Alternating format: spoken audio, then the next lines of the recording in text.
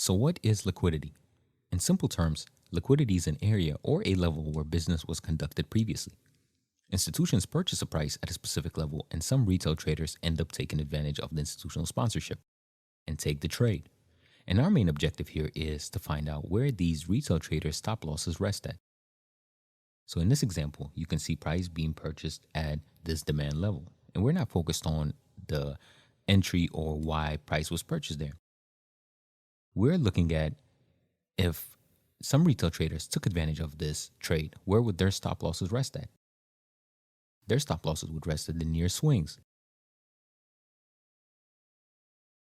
And this is where the liquidity will be rested. So let's get into this. So the first type of liquidity we're going to cover is your support and resistance liquidity, which is your equal highs and equal lows.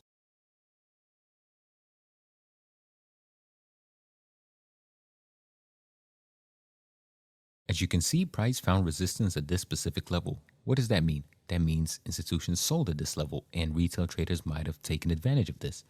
So now this level is incentivized to attract price, and it will act as a magnet for price to later do what? Run over this level.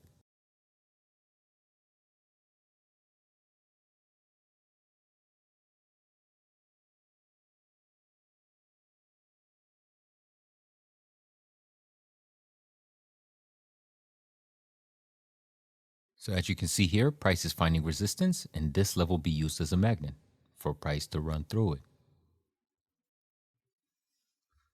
So next, we're going to cover the trend line liquidity.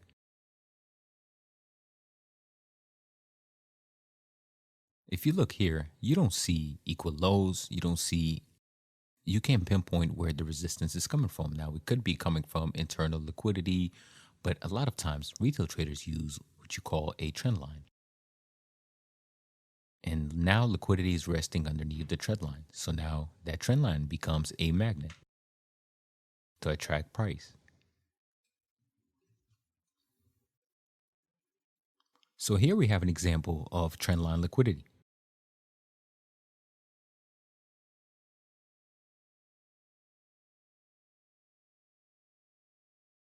Price rejected from the trend line and attracted price. So next up, you have your FTB, your failed to break liquidity.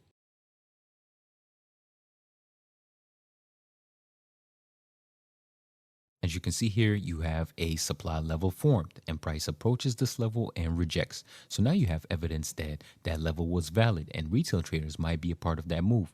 So anybody that purchased price at that level, their stop losses would go on the swing above. And above that swing would be resting the stop losses, which would be your liquidity. And price would be incentivized to attack that level one more time.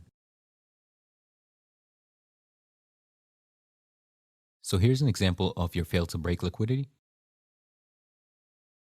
Price formed the supply level.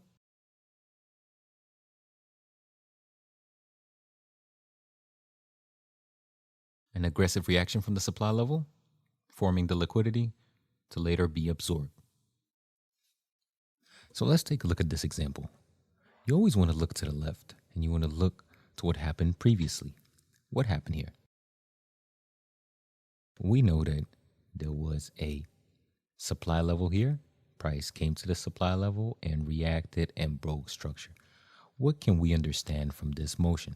We can understand is that there were sell orders injected here that pushed price down. There was so many sell orders that overpowered the buy orders here that pushed price down. So now we know if price comes back to this level, there's not enough sell orders anymore. Why? Because the sell order has been used here. So that means there's not enough sell orders to reject price one more time, and price will more than likely continue above. So this would be your FTB, your failed to break liquidity.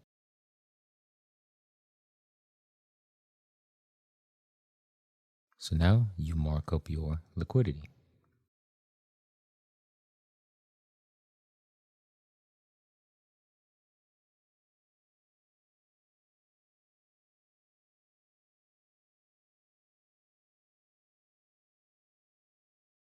So now this area would act as a magnet and it would attract price.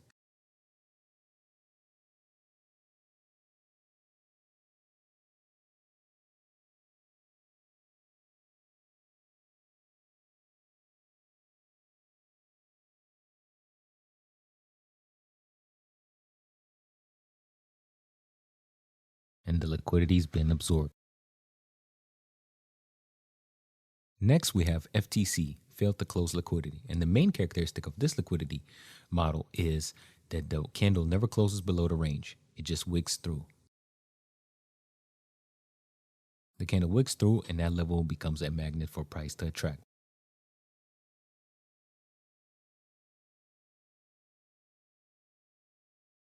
So what is the primary function of liquidity?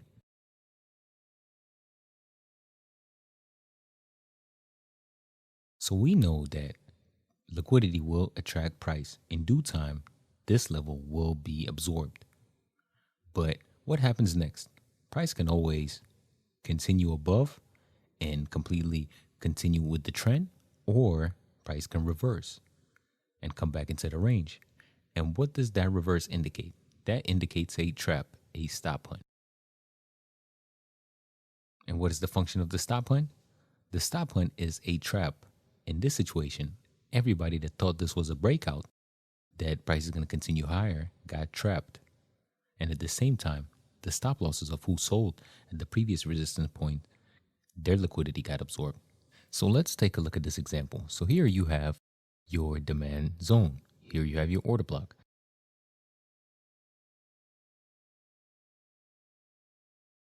Price reacts from this order block. Price reacted from this order block and shot up and broke structure. So what do we know now? We know that there was the buy orders that were injected here were greater than the sell orders that could have been resting here. So now we know when price does come back to this level, it's more than likely going to break through this level instead of rejecting again. Why? Because there might not be enough buy orders in this demand order block.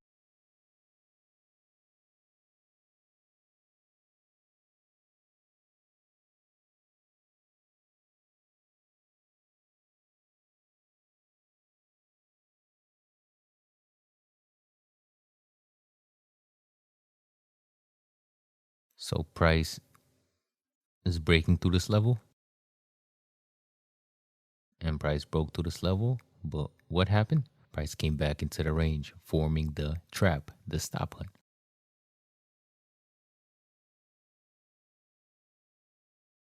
So the stop hunt has been formed. Everybody that tried to sell in this area,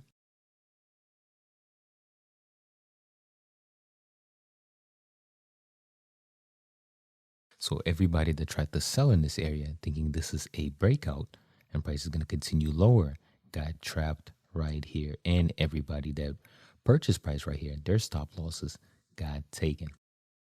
And price will continue the opposite way. That's the effects of a stop hunt. Let's talk about inducement. What is inducement? Here you have your point of interest.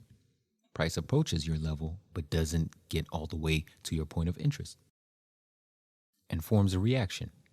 What is price trying to do? It's trying to entice you into taking a position, tries to force you into abandoning your point of interest as if price is not going to reach that level.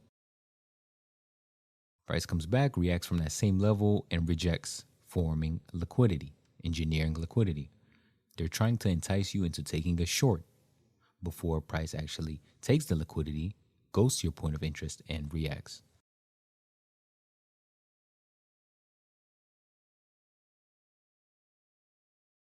So your point of interest is formed, and now you're waiting for price to revisit that level. Price attempts to induce you by reacting from a level close to your point of interest to later on actually visit your point of interest and then react from it. So how would you trade liquidity and inducement? Of course, you can trade liquidity in a continuation form, but let's focus on the inducement part. So first of all, you want to locate the liquidity. In this case, here's your liquidity.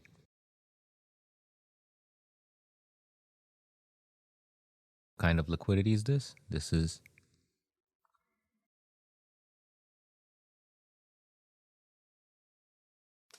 FTC, failed to close. Why is it your failed to close?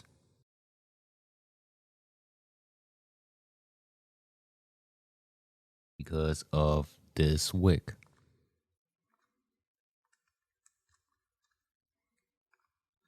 So now you know liquidity is resting under this level. So now you look for your point of interest.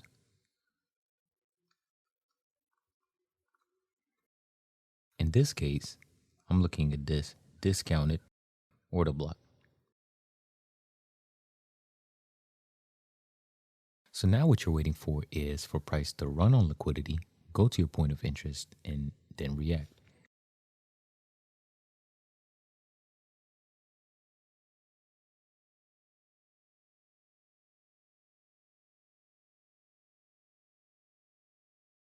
So let's talk about the inducement secrets and what makes a valid inducement. So here you have your range.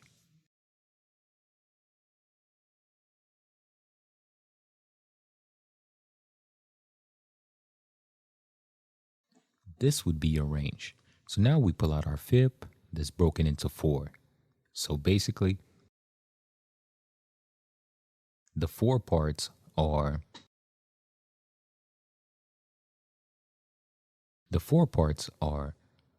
0, 25, 50, 75, 100. And this would be your discounted level, and this would be your premium level, and this would be your fair price. So what you would want essentially is you would want your inducement to happen in the 50%.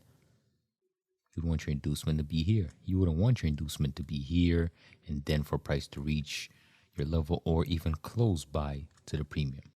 Why? Because think of it as this. Think of it as you have orders here in the premium zone, which your point of interest is located in. You don't want price to come here and come back up. Why? Because if it hits this level and then comes back up and then comes back in, more than likely now you have a FTB situation. Which means the liquidity is rested right here and price will more than likely go against you. So again, you would want your liquidity in the 50%. And the reaction, of course, is in your point of interest that always has to be located in your extremes. If you're buying, you want to buy in discount. If you want to sell, you want to sell in premium. So let's see. Okay, here you have your inducement. Price went to the 50% and came back up. So now if price goes straight to your discounted level, you would expect to get into a buy here. And this is what makes a successful inducement.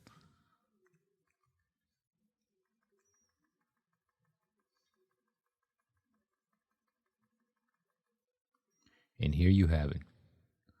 This was your liquidity.